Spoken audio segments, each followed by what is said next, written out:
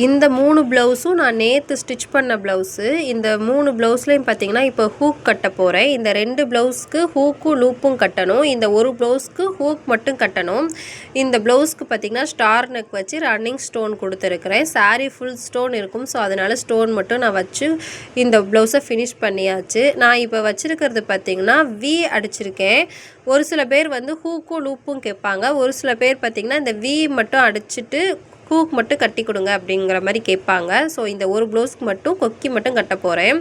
இது பார்த்திங்கன்னா 8 நூலாக போட்டிருக்கேன். ஹெம்மிங் ஊசியில் 4 நூலை எடுத்து 8 நூலாக நான் போட்டிருக்கேன். நான் எப்போயுமே 8 நூல் போட்டு தான் ஹூக் கட்டுவேன். ஸோ இது மாதிரி வந்து நீங்களும் ட்ரை பண்ணி பாருங்கள். நல்லாவே ஸ்டிஃபாக இருக்கும்.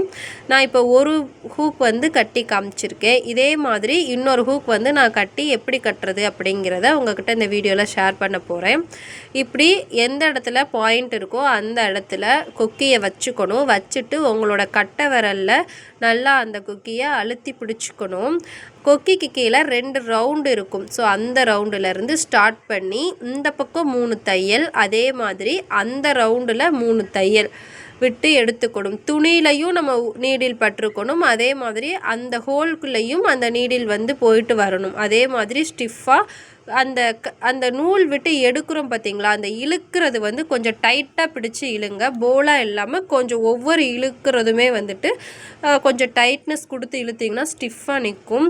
இப்போ எந்த இடத்துல முடிச்சிருக்கோமோ அந்த இடத்துல ஊசி விட்டு அந்த கொக்கியோட கார்னர் வருது பார்த்திங்களா, அந்த இடம் வரையுமே நம்ம அந்த த்ரெட்டை இழுத்துடணும். இழுத்துட்டு இப்போ நான் ரவுண்டு பண்ணியிருக்கேன் பார்த்திங்களா, இதே மாதிரி ரவுண்டு பண்ணணும்.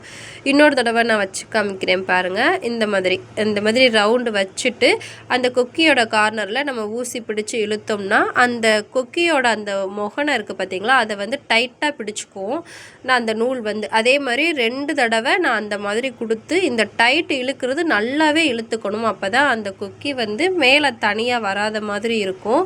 அந்த கொக்கியிலேருந்து நான் எடுத்த இடத்துக்கே மறுபடியும் ரிட்டன் வந்துட்டு ஊசிக்கு மேலே ஒரு நாட் கொடுத்து நம்ம இழுத்துக்கணும். இதே மாதிரி கொடுத்தோம்னா லாஸ்ட்டாக அந்த ரவுண்டு இருக்குது பார்த்திங்களா, அதில் வந்து முடித்து அந்த நாட்டு விழுந்துடும்.